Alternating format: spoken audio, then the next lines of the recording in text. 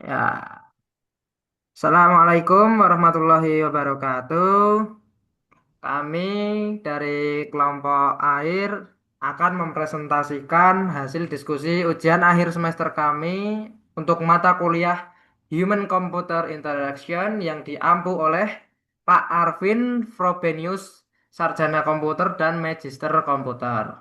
Untuk kelompok kami sendiri terdiri dari Astri Wahyu Lestari dengan NIM 24015174, Ahmad Iston Wahyudi saya sendiri dengan NIM 24015181 dan Restu Nevia Irianti dengan NIM 24015196. Untuk proyek kami sendiri, yang pertama proyek overview. Nama proyek kami sendiri itu Diaker. Diaker AI. Diambil dari dia yang berarti diabetes, dari diabetes, dan care yang berarti peduli. Aplikasi ini untuk kepedulian kita terhadap diabetes, penyakit diabetes. Eh, Nama Diaker AI mencerminkan aplikasi yang berfungsi sebagai pendamping digital dalam menjaga kesehatan penderita diabetes dengan dukungan teknologi berbasis AI yang cerdas. Untuk project timeline-nya sendiri, yang pertama untuk desain UX-nya, untuk user experience-nya, yaitu week 1 sampai week 2 itu kami research tentang usernya. Yang ke week 2 sampai 5 kami membuat empathy map-nya, terus week 5 sampai 7 kami membuat wireframe-nya. Untuk UI, kami membuatnya di week 7 sampai 10. Terus week 9 sampai 12 itu sudah mulai prototyping. Week 10 13 atau masa-masa UAS begini kami sudah mulai usability testing, dan week 14 ini kami sudah final presentasi seperti saat ini. Untuk desain prosesnya kami menggunakan double diamond. Seperti ini contohnya: user understanding, terus problem framing, solution exploration, dan design realization. Untuk tujuan yang pertama, user understanding, memahami karakteristik dan kebutuhan permasalahan pengguna. Aktivitas utamanya yaitu identifikasi analisis user, permasalahannya. Outputnya user persona, daftar pain point. Untuk problem framing, merumuskan masalah inti yang akan diselesaikan. Aktivitas utamanya penyusunan problem statement. Outputnya problem statement yang jelas. Untuk tahap solution exploration, tujuannya itu mengembangkan dan mengevaluasi ide solusi. Aktivitas utamanya yaitu kita brainstorming ide kita yang ada, dan penyusunan sitemap dan user flow. Untuk outputnya time IDs, sitemap, user flow. Untuk yang keempat, design realization, tujuannya mewujudkan desain pembuatan wireframe. Untuk aktivitas utamanya itu wireframe dan prototype. Outputnya prototype aplikasi Diaker AI. Untuk hipotesis problemnya, penderita diabetes kesulitan mencatat dan memahami data gula darah harian mereka secara konsisten, serta kurang mendapatkan panduan pola makan yang sederhana dan mudah dipahami. Sehingga para penderita diabetes ini membutuhkan aplikasi pendamping yang praktis, informatif, dan memberikan insight singkat berbasis AI. Untuk kami mencari datanya itu menggunakan Maze, mengumpulkan data responden untuk pengujian prototipe kami. Untuk datanya itu seperti ini, data respondennya.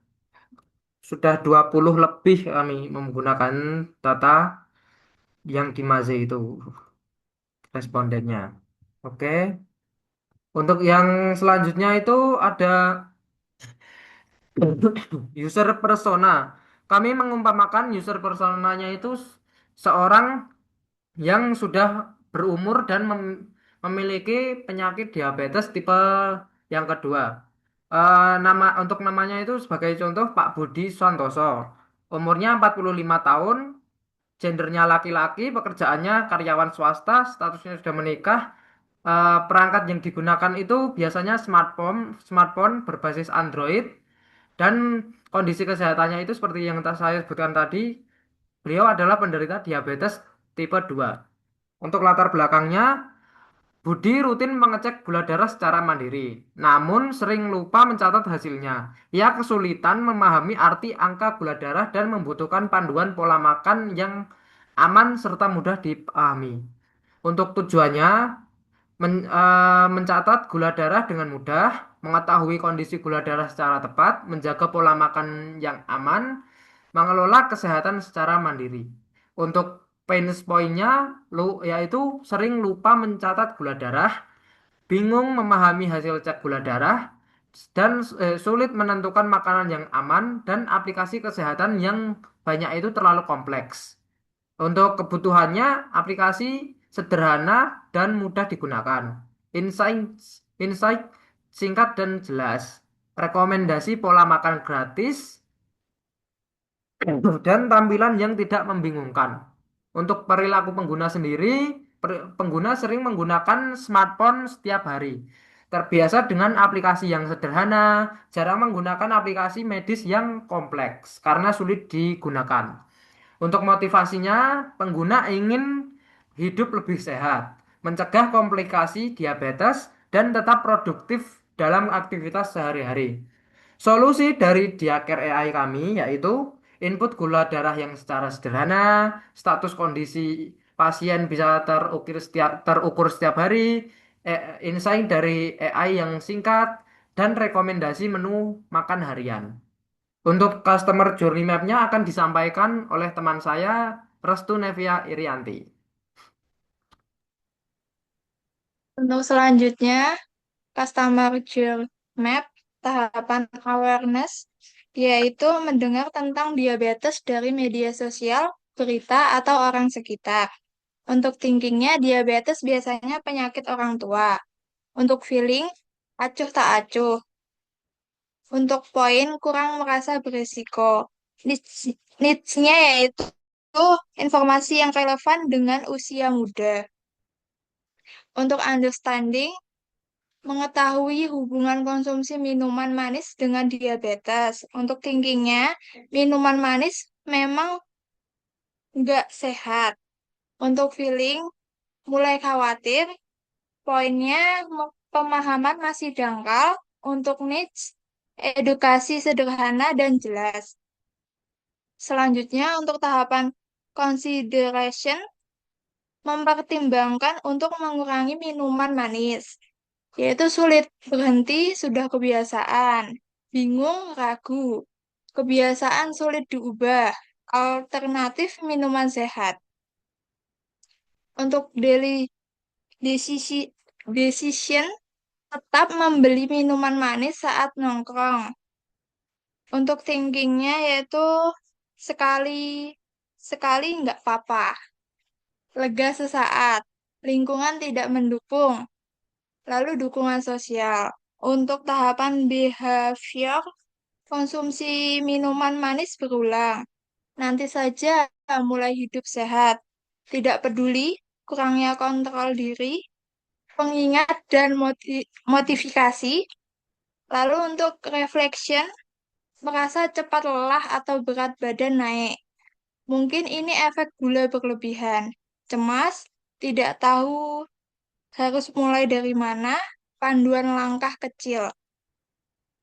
Selanjutnya untuk problem statement, penderita diabetes mengalami kesulitan dalam mencatat kadar gula darah secara rutin, memahami kondisi kesehatan dari hasil pemeriksaan, serta menentukan pola makan yang sehat. Karena kurangnya aplikasi pendamping yang sederhana, mudah dipahami, dan memberikan panduan praktis. Lalu tim IDS, yaitu ada aplikasi pencatatan gula darah, aplikasi mobil untuk mencatat kadar gula darah harian secara manual dengan proses input yang sederhana. Masalahnya, masalah yang diselesaikan, pengguna sering lupa mencatat gula darah. Yang kedua, status kondisi gula darah, yaitu menampilkan status kondisi gula darah berdasarkan data yang diinput. Pengguna kesulitan memahami arti angka gula darah. Untuk yang ketiga, AI Insight Kesehatan memberikan insight singkat berbasis AI setelah pengguna memasukkan data gula darah. Pengguna membutuhkan penjelasan kondisi kesehatan yang mudah dipahami. Yang keempat, rekomendasi pola makan. Menyediakan rekomendasi makanan dan menu harian yang aman bagi penderita diabetes. Masalahnya, pengguna bingung menentukan pola makan yang sesuai. Lalu, antarmuka sederhana. Desain UI minimalis dengan fokus pada fitur inti agar mudah digunakan oleh semua kalangan. Aplikasi kesehatan terlalu kompleks dan membingungkan. Yang keenam, navigasi sederhana. Menggunakan button navigation, pengguna kesulitan berpindah fitur dengan cepat. Untuk sitemap-nya, saya singkat saja. Sitemap menampilkan struktur navigasi utama di Care AI. Home berperan sebagai pusat navigasi yang menghubungkan ketiga modul utama. Kesehatan, dengan fitur monitoring dan analisis, pola makan, atau rekomendasi berbasis AI, dan manajemen profil pengguna. Selanjutnya, untuk user flow menggambarkan alur utama pengguna aplikasi. Pengguna diawali dengan proses autentikasi atau register atau login, kemudian diarahkan ke home. Alur, alur berlanjut ke input data kesehatan, analisis AI, hingga mendapatkan hasil rekomendasi pola makan yang dipersonalisasi. Selanjutnya, untuk guideline design system akan dipresentasikan dengan teman saya, Astrid. Selanjutnya, bagian Guideline Design System. Yang pertama, kami menggunakan tipografi jenis Inter. Yang kedua, pewarnaan. Kita ada sebenarnya kita mengutamakan warna hijau karena hijau kan kayak kesegaran gitu. Jadi di aplikasi ini kita mengutamakan kayak kesehatan nomor satu dan itu cocok dengan brand warna hijau. Dan kami menggunakan warna utama ada 6 jenis dan pendukungnya. Yang selanjutnya ada icon.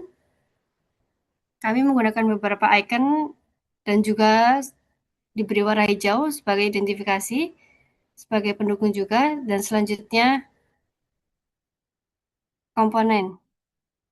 Yang pertama kita menggunakan text field untuk menginputkan. Yang kedua radio button. Yang ketiga ada button sendiri. Yang keempat card. Yang kelima button navigasi. Yang keenam header. Yang ketujuh table. Terus selanjutnya yang terakhir ada profile picture yaitu avatar. Dan selanjutnya ada wireframe high fidelity. Ini ada beberapa dari desain wireframe kami. Mungkin bisa dilihat lebih jelasnya di link Figma kami. Dan selanjutnya ada prototype. Saya akan memperlihatkan dari layar saya.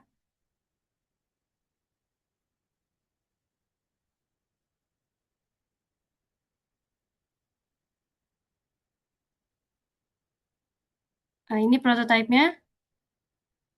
Mungkin ini belum sejelas yang seharusnya, tapi untuk usability-nya kami sudah 100% bisa.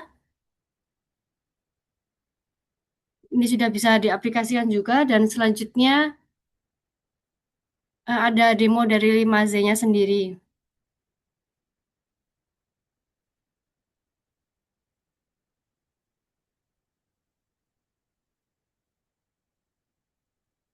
Dan ini demo Maze-nya. Kami sudah ada 21 responden ya di sini dengan beberapa pengujian prototipe kami. Dan ini respondennya sebagainya ini tidak 100% terisi ya respondennya, tapi kami akan mengusahakan mengambil yang terbaik. Dan untuk review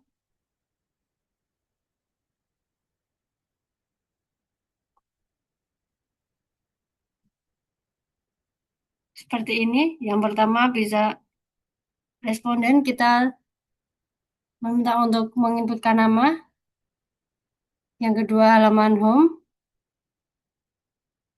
yang ketiga ada halaman makan,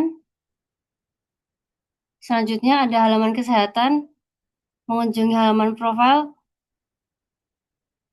dan simpel info sederhana untuk uh, mengoleksi apakah responden kami mengalami kesulitan dalam mengakses prototipe kami atau tidak.